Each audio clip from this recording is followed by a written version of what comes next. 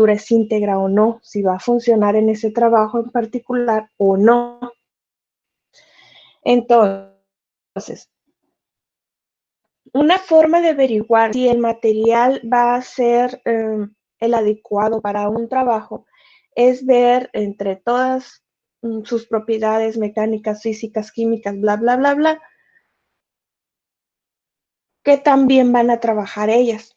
Y eso lo podemos sacar de los métodos destructivos, porque en sí un método destructivo, como su nombre lo implica, vamos a destruir esa muestra o ese material y vamos a conocer exactamente cuál es el esfuerzo máximo, cuál es la compresión máxima, etcétera, etcétera.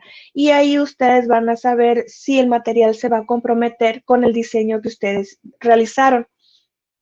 Entonces, empecemos con ello.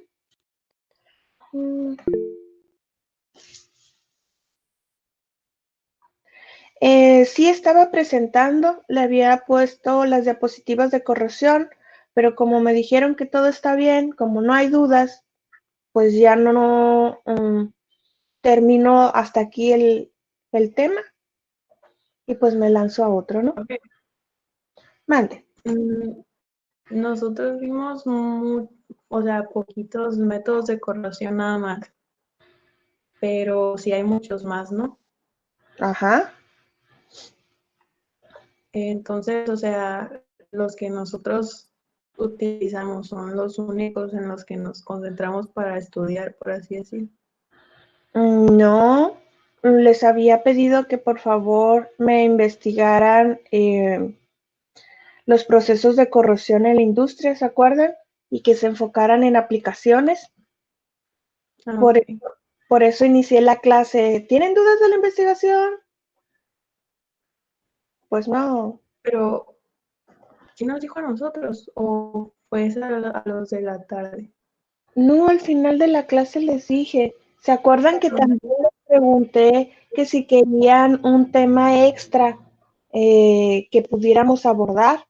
Y luego les pedí también que si se les ocurría algo me lo pusieran en plataforma. Que por cierto no me han puesto nada en plataforma.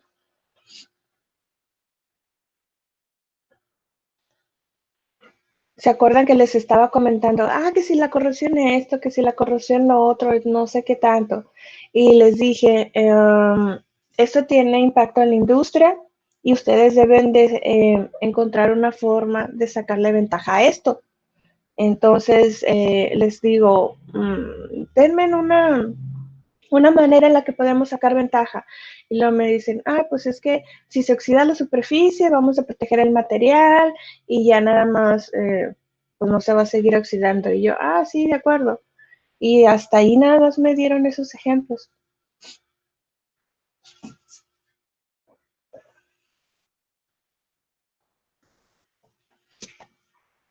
¿Otra duda? Creo que están poniendo mis compañeros en el chat que no nos lo dejó a nosotros. Espérame, todavía no se me cierra. No se los dejé como investigación para entregar. Se los dejé para que ustedes fueran buscando. Pues no me deja. Déjame ver.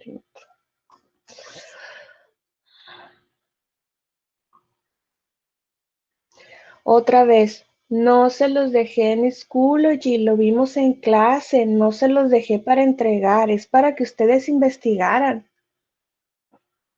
Y yo les pedí que en Schoology me pusieran temas que ustedes estuvieran interesados para verlos como tópicos. ¿Sí?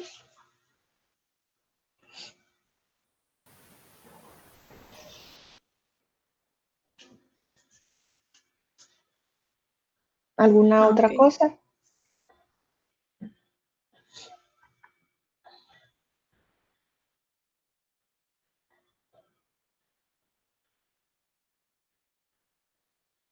¿No?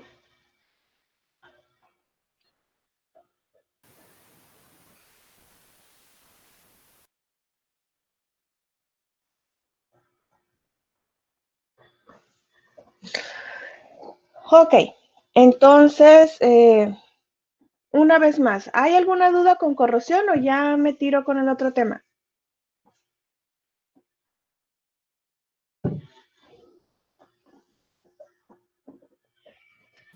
Pues, ¿cuál es el principal tipo de corrosión que se da, por ejemplo, en las estructuras de los aviones o en las superficies de los aviones?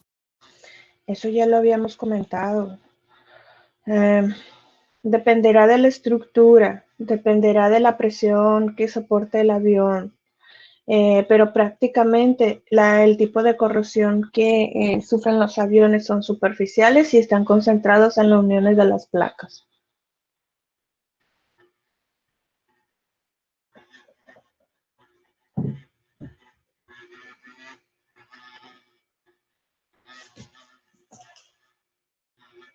También habíamos comentado que no nos centremos nada más en aviones, ¿no? Que la oxidación y corrosión se desarrolla en cualquier tipo de materiales. Y les he comentado que su industria no solamente va a manejar aviones, sino también barcos y otras cosas. Cualquier estructura que se mueva o se transporte a través de fluidos. Yo trato de ponerle ejemplos de un poquito de todo, pero con lo que más capto su atención son con aviones. Es por eso que los menciono mucho para llamar su atención. Pero deben estar conscientes de que es en todas las estructuras y deben de estar conscientes que ustedes no nada más se deben de concentrar en aviones, ¿ok? Entonces, nada más como repaso, vimos corrosión uniforme, galvánica, pitting, hendiduras, intergranular, selectiva. Por ahí lean algo de erosión, que son las principales. Pero otra vez les digo, váyanse a leer sobre corrosión, pero ahora céntrense en la industria, qué es lo que más hay, cómo se pueden beneficiar con aquella cosa.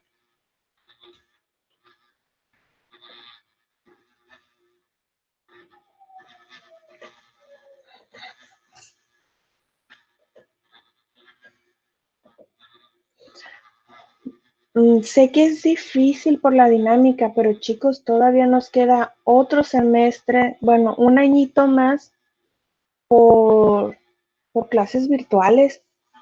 ¿Cómo puede ser que se me estén rajando ahorita? Todavía nos queda un camino por delante. Échenle ganitas, sé que es temprano, pero no sean tan apáticos. Eso al final de cuentas trae como consecuencia que no me estudien, eh, y pues eso se ve reflejado en sus calificaciones. Échenle ganitas. Bueno, entonces les hablaba de integridad de materiales. Y que el examen va a ser en ese sentido, donde yo les ponga algunas situaciones y ustedes me van a decir si el material está comprometido, no funciona, sí, por qué, etcétera, etcétera. Y les voy a empezar a reducir preguntas teóricas porque se me portaron mal. Entonces, ¿ya pueden ver la presentación?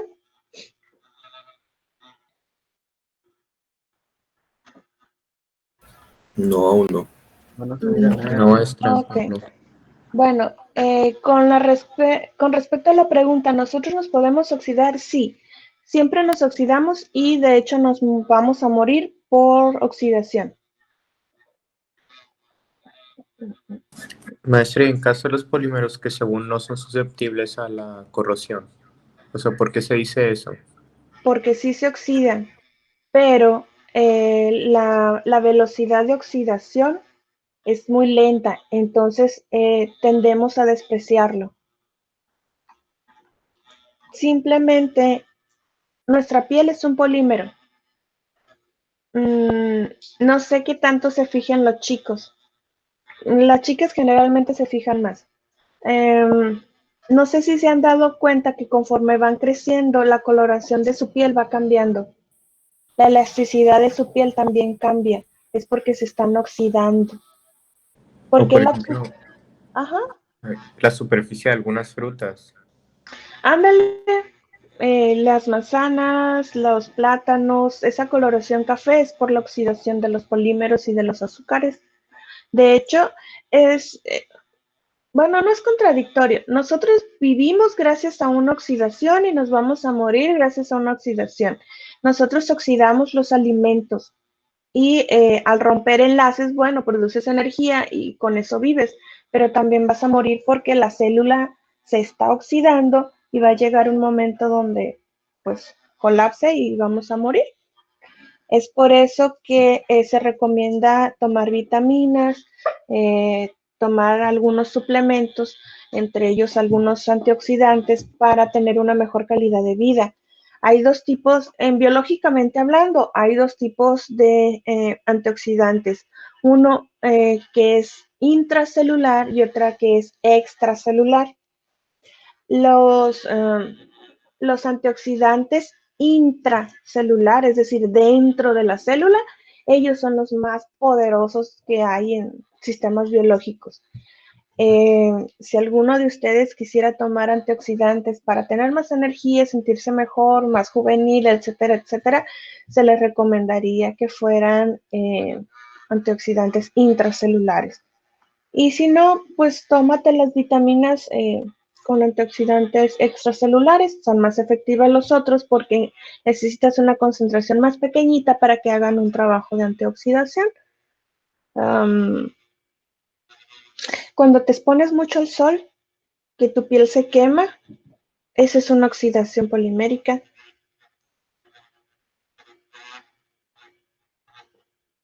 Cuando toman mucha agüita de Jamaica y que al día siguiente se sienten muy mal, no sé si se han dado cuenta que su piel cambia, se siente más seca. Sí, no lo puedo decir de otra forma, más seca, menos suave. Algunas texturas de la piel son más sensibles en la boca, por ejemplo, es por la oxidación con el alcohol. Y por ejemplo, abusar de antioxidantes también es malo, me imagino. Sí, no se puede compartir, genial. Todo en esta vida es bueno y es malo, dependerá de las proporciones que uses.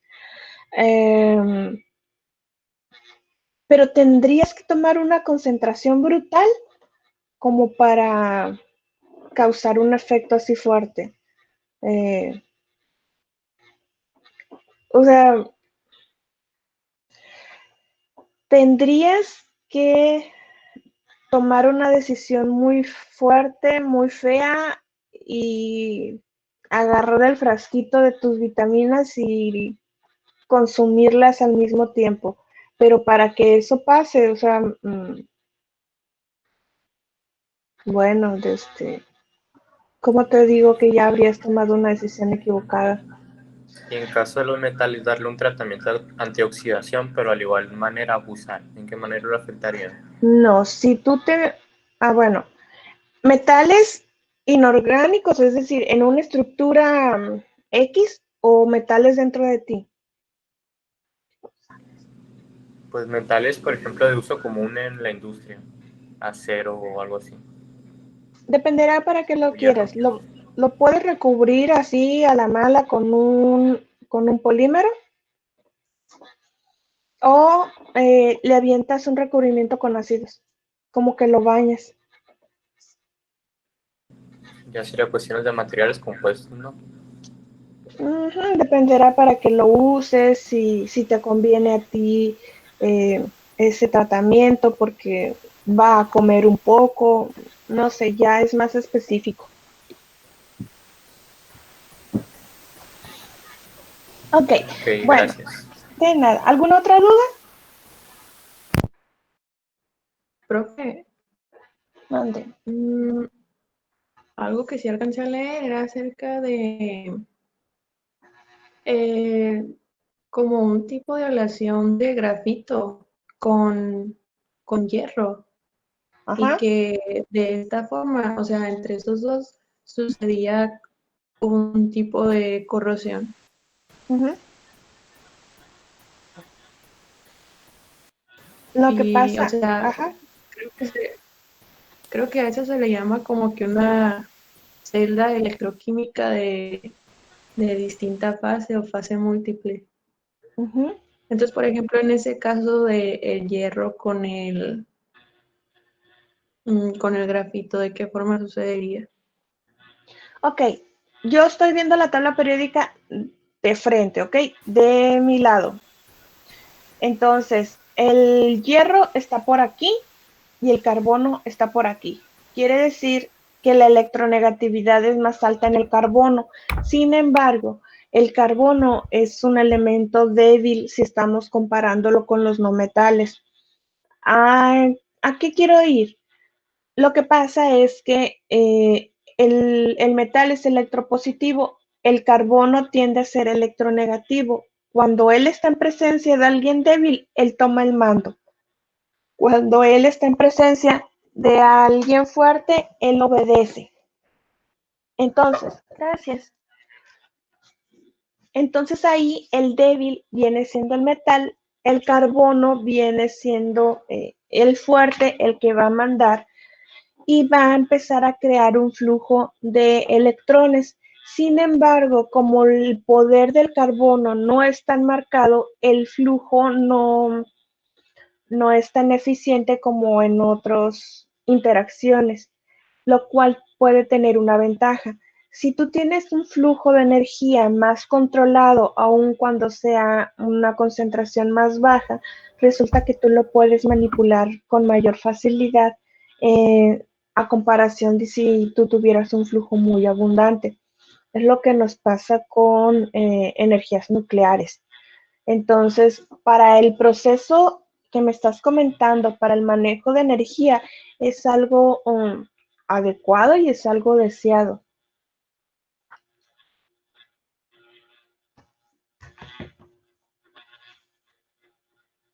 ¿Sí? Sí. Profe, Y por ejemplo, entonces, en este caso, que existe un intercambio de iones entre los dos elementos, o en general, ¿no? Quiere decir que siempre va a existir como un tipo de polarización, por así decirlo. Y no Sí, solamente se va a corroer uno con el otro, sino que es posible crear un campo eléctrico por medio de la corrosión. sí. Resulta que eso es un tipo de material inteligente. Imagínate, pues sí, placas. Imagínate una placa, otra placa que es el grafito, y de una forma homogénea tú distribuyes átomos metálicos. Resulta que ya ocurre lo que hemos estado hablando, intercambio de iones, etcétera, etcétera. Qué bien. Bueno, resulta que imagina, bueno, no imagina, el universo es energía, son vibraciones. Entonces, cuando un átomo tiene energía, este vibra a una frecuencia determinada dependiendo de qué átomo es o cuánta energía le llega. Ok, resulta que cuando tú le aplicas esa energía a un átomo, él va a tener una respuesta y después tú puedes controlar esta respuesta. ¿A qué voy? Que puedes crear materiales inteligentes.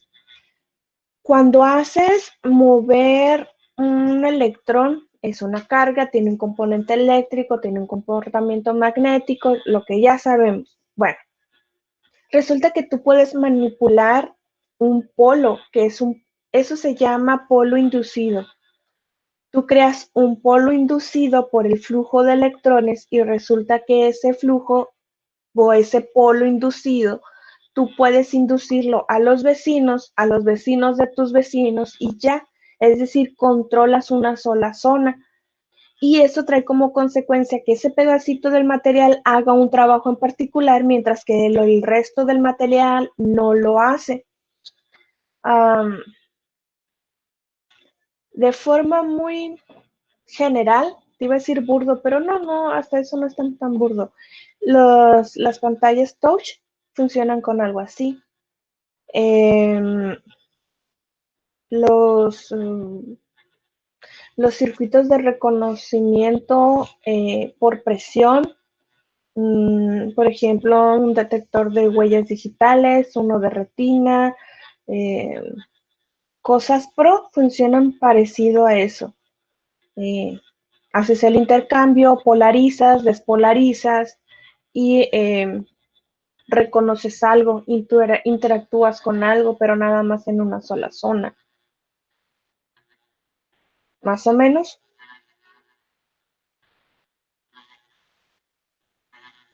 Sí, entonces ya a nivel más industrial, ¿en qué tipo de componentes podemos encontrar esto?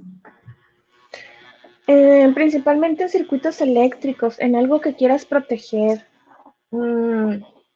algo que quisieras controlar más el flujo, tableros, por ejemplo.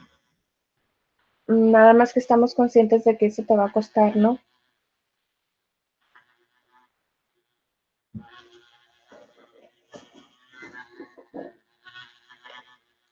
¿Alguna otra cosa?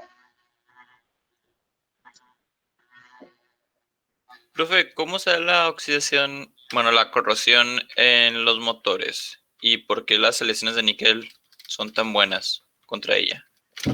No nada más níquel, cromo, toda esa Sí, familia. esas superaleaciones. Estoy viendo la tabla periódica yo de frente, ¿ok? No tú, yo de frente. Metales alcalinos, alcalino-térreos, transiciones, no metálicos, la. Bueno, resulta que los metales de transición, que son los que están aquí, son electropositivos, estos son electronegativos.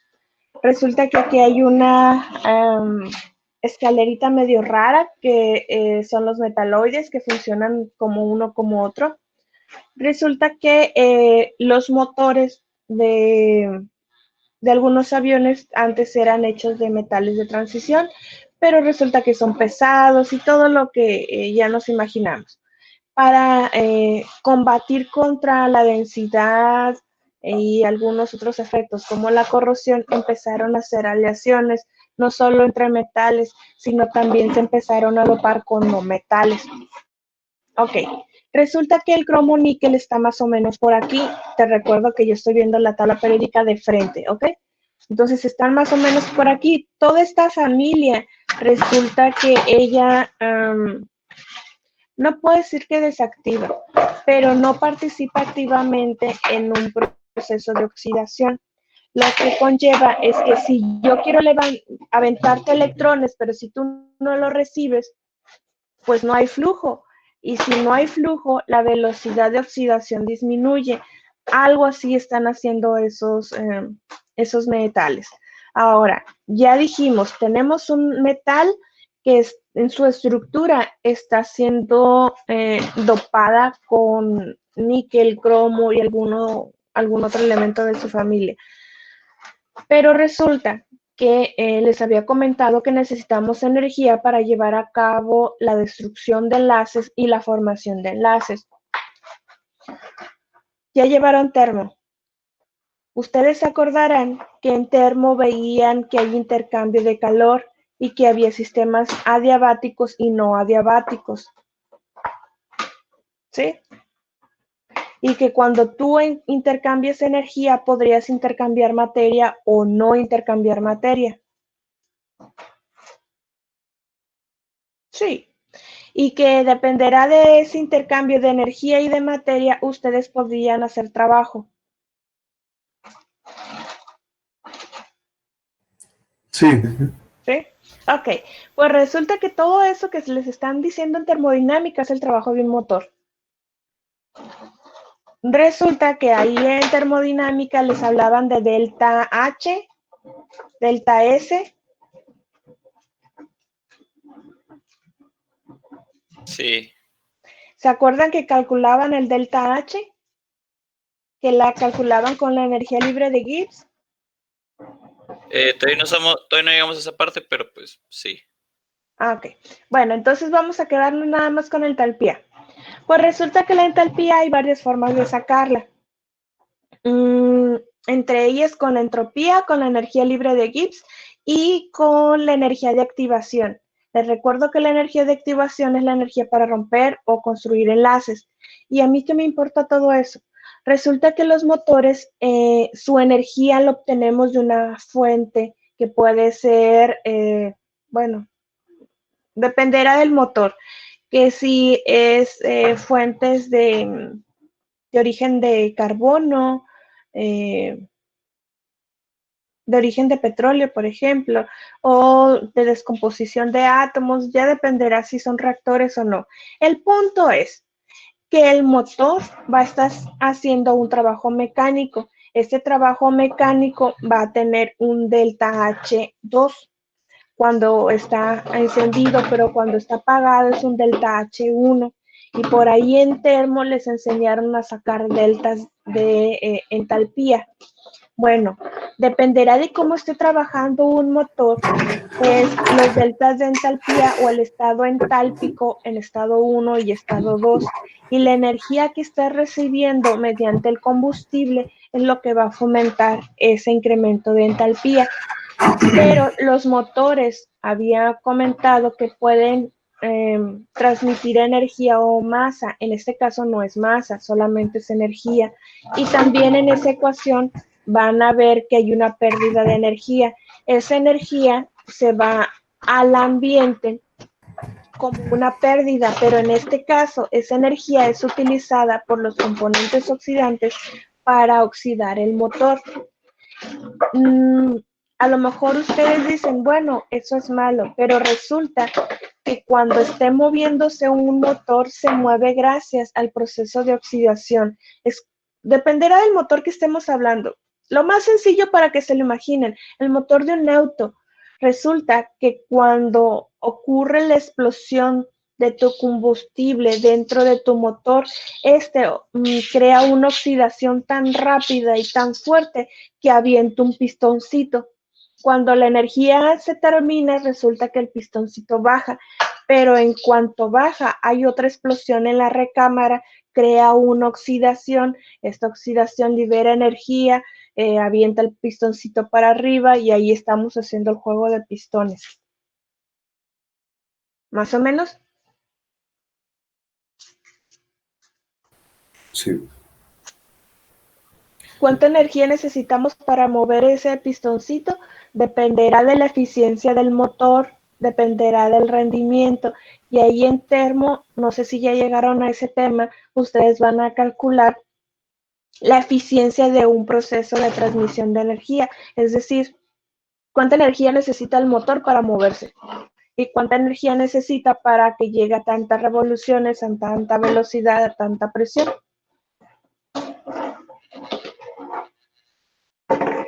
¿Alguna otra duda?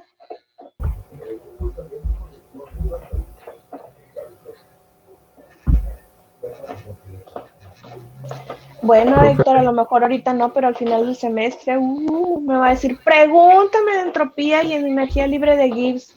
Pregúntame cuánta energía necesita un Boeing. Profe, ¿me escucha? Sí. Ah, ok, tengo una duda, bueno, no sé si ya le explicó, pero se me quedé con la dudita de, había un proceso de corrosión en el que bueno, creo que era oxidación, que se oxidaba ya el material para que no se volviera a oxidar. Uh-huh. Es conveniente hacer eso porque, o sea, sí vale la pena oxidar el material para que ya no se vuelva a oxidar, o sea, no es dañino al momento de que pierde algunas propiedades. Ok, todo depende de cuál es tu objetivo final. Es decir, dependerá del trabajo que tú le estés aplicando. Si estamos hablando de una tubería para la casa, va, siempre y cuando solamente sea la primer capa superficial. O sea, cuando pones una tubería en tu casa, lo que hace tu papá o quien lo ponga, la lija. Y la lija con una lija nada extraordinaria y con esa trabajas. En este caso, como no le vas a estar exigiendo mucho el material, pues va. Pero si estamos hablando algo más que eso, ya tendrías tú que evaluar cuánto se compromete. ¿Y cómo vas a saber si funciona o no. Uno, debes de cuidar el área transversal de tu pieza, porque el área, bueno, imagínate que esta es tu pieza, tú la cortas imaginariamente, la estás viendo de frente. Esta es tu área transversal. Toda la fuerza se va a aplicar en el área transversal. Si tú disminuyes esa área transversal, la fuerza se va a concentrar y te va a reventar la pieza. Entonces, si tu oxidación solamente afecta la primer capa de la superficie de tu material y tú le puedes llevar a cabo, no sé, un lavado con ácido o lo puedes lijar, o si te quieres ver más pro, aviéntale un arco eléctrico y quita toda la oxidación y la pieza te queda brillante, etcétera, etcétera. Pero la disminución de tu área transversal es despreciable. Va, usa la pieza. Pero si no es así, no deberías de. ¿Alguna otra duda? Por ejemplo, de lo que acaba de mencionar, algún ejemplo práctico en la industria. Pues ya les había comentado. Desde tuberías, mmm, se me fue el nombre. Ay, Chihuahua. ¿Cómo se llaman los coples que les ponen a las tuberías, pero las tuberías gigantes donde están los residuos de las aguas negras de la ciudad?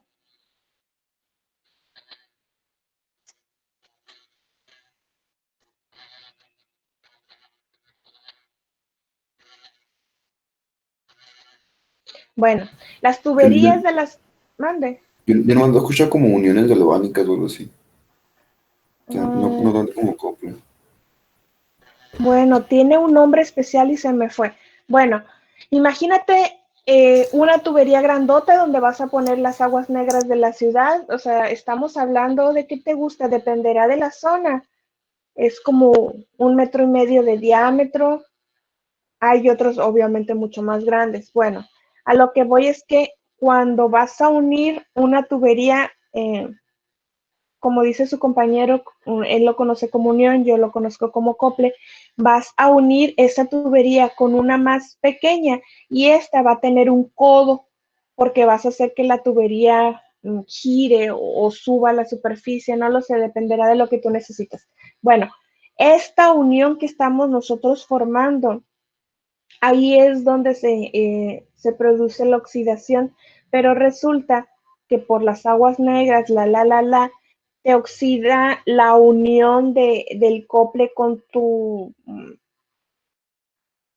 tubería, etcétera. Y lo que hace es que crea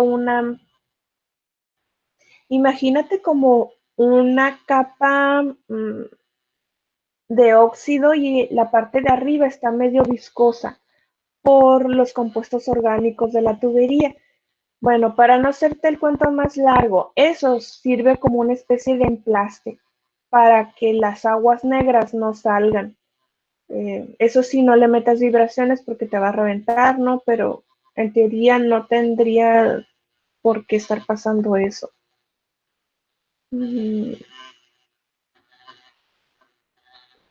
Cuando quieres obtener energía, baterías, también se usa cuando quieres separar diferentes metales. Hay metales preciosos, hay otros metales que son impurezas, oxidas el material que es impureza, este precipita y obtienes el material puro. O lo puedes hacer también al revés.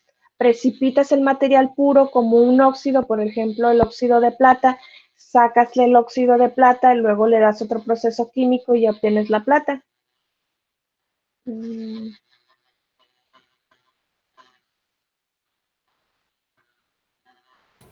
Eso es lo que hacen mucho en minas, ¿no? Se los bañan en un ácido para poder oxidarlos.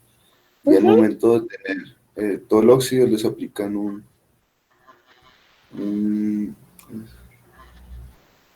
no sé qué proceso químico es, pero es para poder ya obtener el metal como tal. Se llama óxido reducción. Pones una especie de piscinita chiquita. La piscinita le pones una tabla de cobre, otra lámina de cobre, le pones un ácido, ahí avientas tu material, debería de estar pulverizado de preferencia. Le avientas una descarga eléctrica, la energía viaja de cobre a cobre, pero pues se mueve a través de tu sustancia y activa el proceso de oxidación. Hay precipitación y en la parte de abajo de tu piscinita, digámoslo así, hay una especie de gelatina, se ve como si fuera pudín o algo así. Resulta que ese pudín que se ve es la plata o es el oro. Quitas todo lo que te sobre, te quedas con esa especie de gelatinita y luego ya llegas con una cuchara y recoges toda ese material y luego lo vuelves a llenar, etcétera, etcétera. O si tú quieres revestir un material, haces más o menos lo mismo, pero agarras tu material, lo sumerges en la solución, le avientas la descarga eléctrica que nada más vaya en su cuerpo, atraes todos los metales que tú quieras y resulta que ellos se ponen en superficie y sacas ese material y ya está bañado en oro, en plata o no sé qué material estés utilizando. ¿Es galvanización eso que no, profe? ¿O un tipo de...? Es como la electrodepositación que se utiliza para la Ándale, llave. sí, exactamente. Profe, y al ser un tipo de galvanización en la que nosotros mismos podemos inducir una corrosión o muchas veces pues se da en el material naturalmente, pero en el caso en el que se induce, que uno dice, ah, quiero que se corroa nada más de aquí o por medio de tal tipo de metal, ¿hay algún agente químico que haga que como que llegue hasta cierto punto y de ahí ya no pase, o es imposible y simplemente por eso se le adicionan capas previas para que sean especialmente para oxidarse? Ok, un agente químico que te diga nada más, oye, ponle una capa, no dos, solamente una, que tú se lo eches y que te ordene así, no. Pero lo que tú puedes hacer es mandar o controlar esa reacción química mediante energía. Entonces, si tú le agregas mucha energía, le vas a transmitir esa energía a las moléculas, ellas van a empezar en vibraciones, van a chocar unas con otras, forman enlaces y así nos vamos. Entonces, si tú controlas la energía, tú vas a controlar el proceso. Si avientas energía y luego ya no, y luego energía y luego ya no, y así estamos jugando, lo que va a pasar es que vas a inducir que la formación de esa reacción no sea homogénea.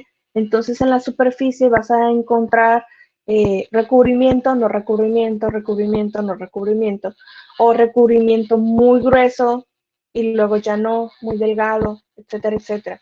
Entonces, para contestar tu pregunta, una sustancia química que controle grosores, por ejemplo, no, pero sí lo puedes hacer mediante la energía que tú le apliques.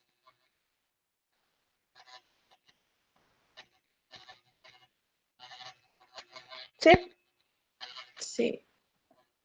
Por ejemplo, cuando se habla de la corrosión por agrietamiento, vi que decía que es importante en la ingeniería cuando ocurre bajo las puntas, los remaches, los pernos o entre los discos o, por ejemplo, en los asientos de las válvulas. Pero ¿por qué sería ideal que suceda corrosión entre estos? O sea, en los casos particulares que me estás diciendo, a lo mejor no son tan buenos, pero imagínate que tú quieres destruir algo. Coloquialmente se dice capar. Imagínate que tú quieres capar algo. Material 1, material 2, tornillo, no lo sé. Resulta que tienes tu material, este material es una placa, lo vas a unir con otra placa. Lo que va a ocurrir es que esta placa se va a mover en este sentido y esta en este sentido por las vibraciones, por el trabajo, por lo que tú gustes. Este movimiento se llama cizalla o movimiento de cizallamiento. Entonces, para que no se quiten las placas, lo que haces es le avientas un tornillo. Entonces, este tornillo va a agarrar las dos placas y ya no se van a mover. Pero por alguna razón, si tú pones un tornillo, le va a salir la cabecita. Resulta que si hay un flujo de un fluido, aire, agua, no tengo idea de en qué ambiente te lo estés imaginando, resulta que al hacer esto, viene un fluido, va a chocar, va a regresar, va a hacer turbulencia y luego va a hacer esto. Esto te crea energía. Esa energía es una energía mecánica que tú puedes absorber para hacer otras cosas. Ok. Pero en un sentido malo, al crear turbulencia, si tú te vas a desplazar, eso es una resistencia al movimiento. Cuando ocurre esto y sale la cabecita del tornillo, resulta que a lo mejor no se ve mucho por mi mano, pero ahí hay una hendidura. Resulta que por esa hendidura se crea una oxidación en las paredes de los materiales de dicha hendidura. Va a llegar un momento donde esa oxidación va a rodear esa cabecita. Tú vas a seguir trabajando si es que si tú te conviene, dependerá de la aplicación. Como la oxidación se da de la hendidura de afuera hacia adentro, va a llegar un momento donde se capa, es decir, donde le arrancas la cabeza y va a quedar una superficie como si cortaras de una forma limpia. Te va a quedar una capa, las dos capas, el tornillito intermedio, pero ya no vas a tener la cabecita, sino que se va a ver nada más así porque está capado. No sé, no deberíamos de usar esta técnica muy a menudo en la industria, porque eso también trae consecuencias no muy deseadas. Pero resulta que cuando se lleva a cabo, es muy difícil separar las capas que está asumiendo. Es muy difícil sacar el tornillo o no puedo decir que es imposible, pero sí es muy difícil. Entonces, si tú buscarías una unión permanente de esas dos placas a la mala, usa este método de oxidación para capar.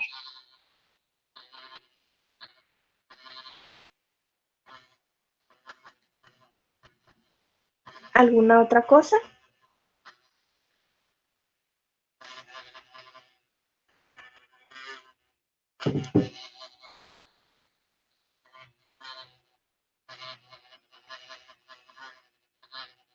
¿No? Profe, Mande. quizá no está tanto con el tema pero yo estaba viendo que la fibra de vidrio era muy buena para ponerla en casas que están cerca del mar, pues, que están cerca del agua, por el tema de la humedad. ¿Sabe usted por qué son buenas? Porque son cerámicas. Recordarás que un material cerámico está hecho por un metal y un no metal. Y que hablábamos de alguien muy electronegativo y alguien muy electropositivo. Y quien está mandando es el no metal. Lo más común, óxido de silicio. ¿Quién manda? El oxígeno. Entonces, viene algún agente oxidante por la brisa del mar. En lugar de arrancar el metal, se tiene que enfrentar al oxígeno. Entonces, pues no es un trabajo fácil.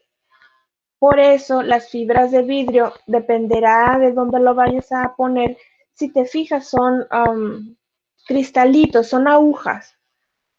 Recuerda por ahí las clases que teníamos de estructuras cristalinas y que hablábamos que si las agujas distribuyen la fuerza en un eje y que si viene un ataque químico se defienden en el eje del crecimiento de las agujas de los cristales. Bueno, todo eso que platicamos ahí es lo que está pasando para la protección de tu casa. A lo mejor es una casa, no sé, un bote, lo que sea, en el mar, precisamente por su naturaleza cerámica. Ahora, generalmente la fibra de vidrio no está solita, sino que tú la tienes que acompañar de alguien más. Ese alguien más va a ser la interfase entre tu fibra de vidrio y tu casa, tu bote, lo que sea que estés protegiendo. y dependerá de la naturaleza de la fibra de vidrio, es lo que vas a usar para crear esa interfase. Por lo general se usan resinas, ya dependerá de donde tú la uses, puede ser una epóxica, puede ser una fenólica, no sé, dependerá del material en particular. Y debes de tener cuidado de qué tipo de fibra, porque algunas son hidroscópicas, es decir, les gusta el agua. Y si tú lo pones cerca del mar, no es buena idea. Ok, muchas gracias. Profe, y por Mande. ejemplo, en el caso en que se da el ataque por hidrógeno, pero a altas temperaturas, que se combina con el carbono y ataca pues a los aceros. Ese se daría en el caso de los motores entonces, que es donde se produce un gas metano. Sí, es condiciones de alta presión y alta temperatura. Entonces, así como podría darse el combustible con la estructura que sería un acero. También podría ser el caso en el que tuviéramos la configuración de un motor con un recubrimiento de fibra por dentro y acero por fuera, por así decirlo. No sé qué tipo de motor te estés imaginando, pero para evitar esas cosas que me estás comentando, no haces aleaciones metálicas, haces combinaciones cerámicas y ahí es donde le avientas carburos de algo o nitruros de algo para evitar eso. No sé si ustedes han visto los lanzamientos de transbordadores. ¿Se han fijado donde está en la parte de abajo de sus motores? Que cuando se lleva a cabo el lanzamiento hay un chorro de energía eh, y luego hay un cambio de coloración en el ambiente, algo negro. Esa cosa negra son los residuos de la oxidación del combustible y ellos interactúan con las paredes del material. ¿Se han preguntado por qué no los reciclamos? ¿Por qué se tiene que construir uno nuevo para cada lanzamiento? ¿No sería más fácil hacer uno, lo usamos en 10, 20, 50 lanzamientos hasta que se fracture o lo que sea, entonces lo cambio? ¿Por qué lo tengo que estar cambiando en cada lanzamiento? Pues es por eso, por el proceso de oxidación. Y esa cosita negra que estamos viendo son compuestos a base de sulfuros y otras cosas. Es un contaminante muy fuerte.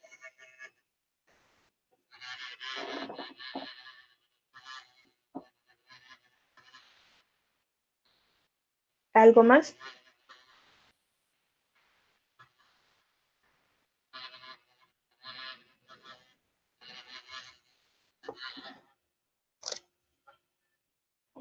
Ok, entonces, tanto los procesos de corrosión, de oxidación, descomposición por radiación, envejecimiento, etcétera, etcétera, todo eso lleva como consecuencia que la estructura de los materiales cambien y al cambiar estos pueden o no resistir un trabajo en particular. Para saber si lo van a resistir o no, ustedes se tienen que concentrar en varias propiedades. Iniciaremos con propiedades mecánicas que son no puedo decir las centrales porque todo importa, pero son unas de las que nos van a dar unas directrices para saber si el material es adecuado utilizarlo en la estructura o no utilizarla.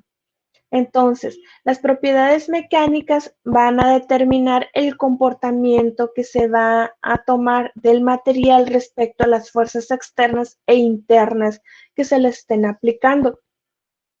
Y como ejemplos, hay muchas propiedades mecánicas. Nosotros nada más nos vamos a concentrar en las más básicas. En este momento, en un semestre normal, yo ya los habría llevado al laboratorio a hacer prácticas mecánicas, más bien pruebas mecánicas, Por obvias razones no voy a poder hacer eso. Lo que voy a poder es pasarle videos para que se den una idea. Y pues desafortunadamente es todo lo que puedo hacer por ustedes, ¿no? En este momento por la pandemia.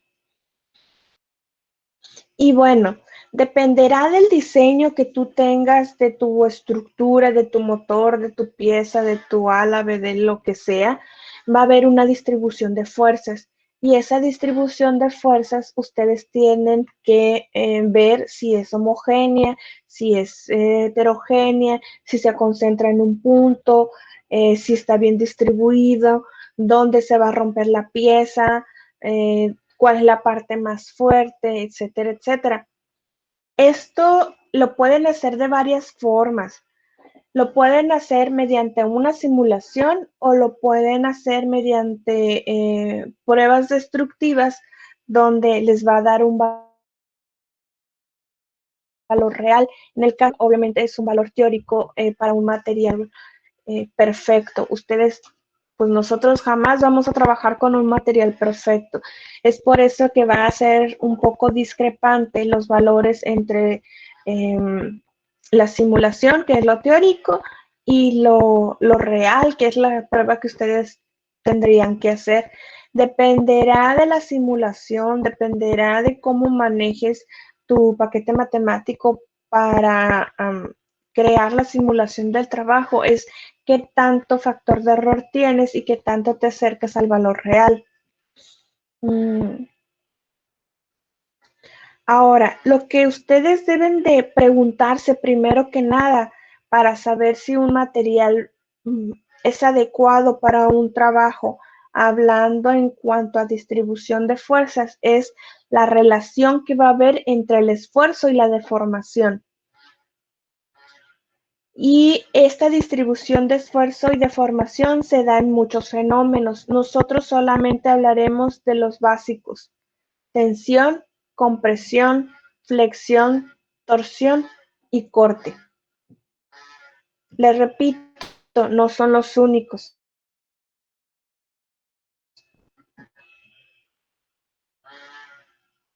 Y se maneja mucho lo que es la curva de esfuerzo y deformación, que es una relación muy fácil de visualizar en cuanto al trabajo que está desarrollando un material, si está comprometido o no está comprometido.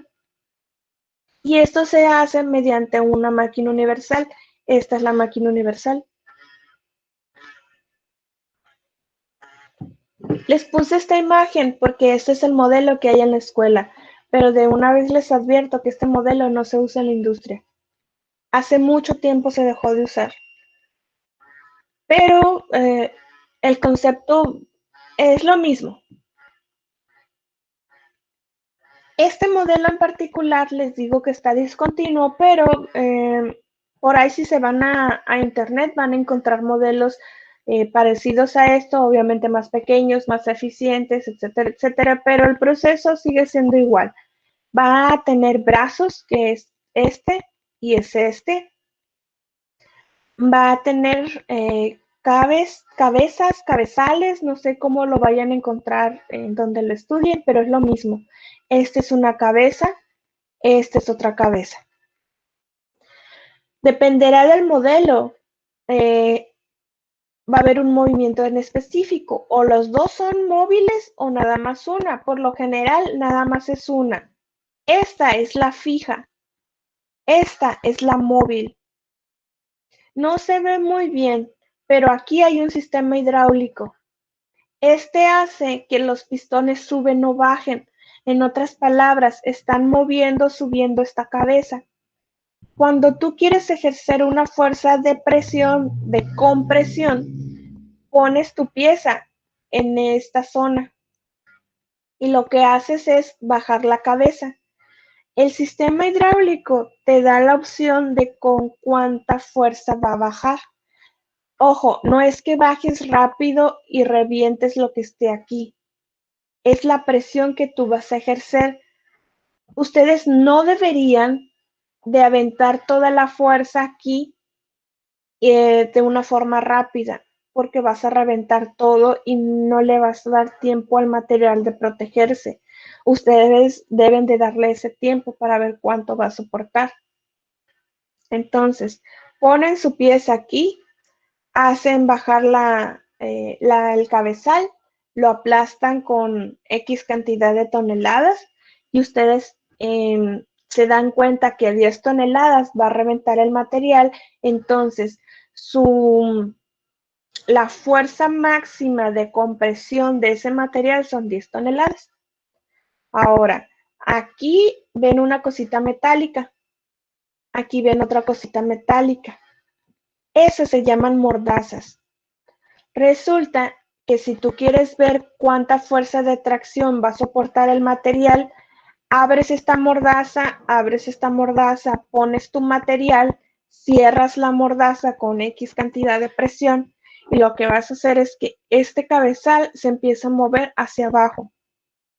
Pero tú decides con cuánta fuerza, con kilos, con toneladas, y tu objetivo es reventar ese material para saber cuánto va a soportar. Les digo que este equipo ya está viejito, pero es funcional. Los equipos nuevos son más compactos, también te soportan toneladas de presión, pero son más...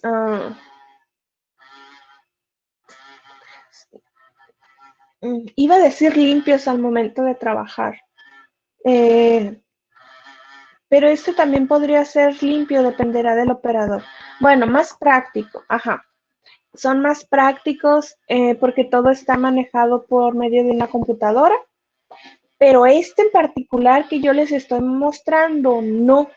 Se trabaja por medio de poleas y por un pedal donde tú aplicas una presión y con el pedal lo estás moviendo hacia arriba o hacia abajo y con las poleas creas una fuerza de tonelajes.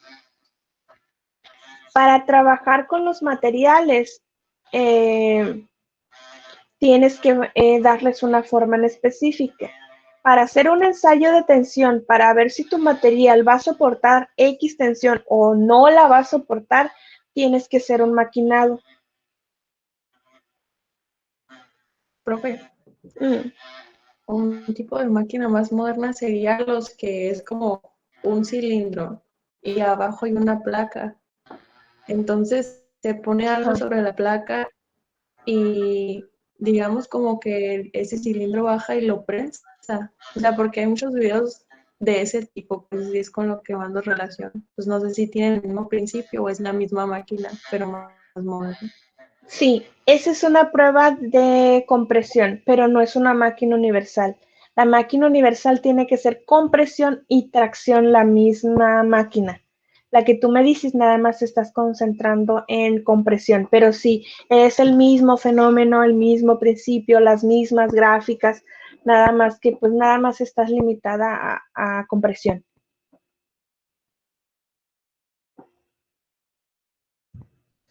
Bueno, en un semestre normal, yo agarraría al grupo, me lo llevaría al laboratorio de mecánica. El ITH nos compra acero, aluminio y latón. Yo sé que estos materiales no son muy utilizados en la industria aeronáutica por las densidades, por todo lo que sabemos.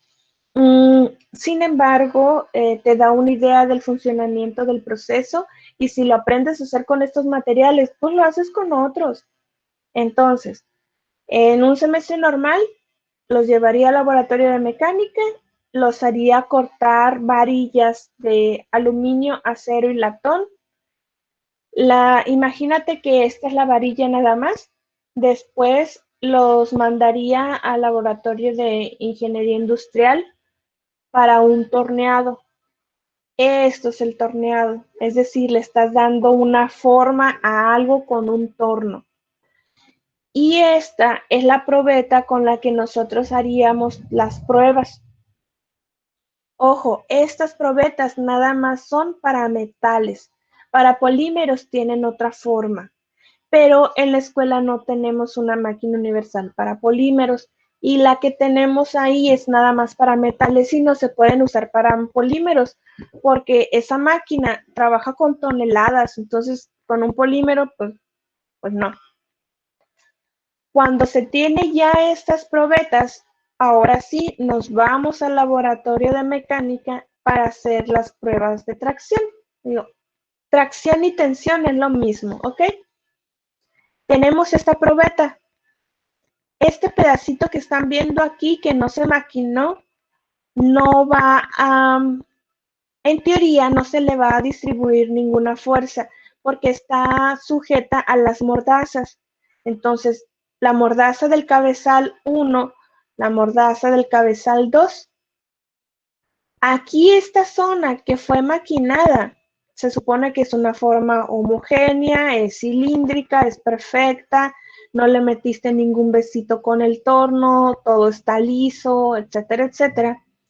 Cuando pasa eso, la teoría dice que tú vas a reventar este material a la mitad, que exactamente la mitad de la probeta se va a reventar y de una forma limpia. Eso dice la teoría. ¿Qué dice la práctica? Que nosotros no estamos trabajando con un material perfecto.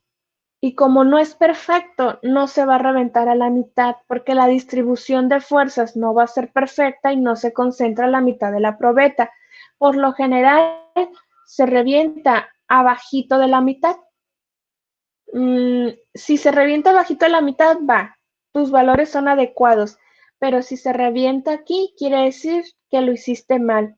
Y esas pruebas no son válidas. Si nada más vemos este pedacito, es este. Entonces estamos viendo un material entre comillas perfecto con una estructura geométrica perfecta donde es cilíndrica y la distribución de fuerzas va a ser homogénea y también perfecta.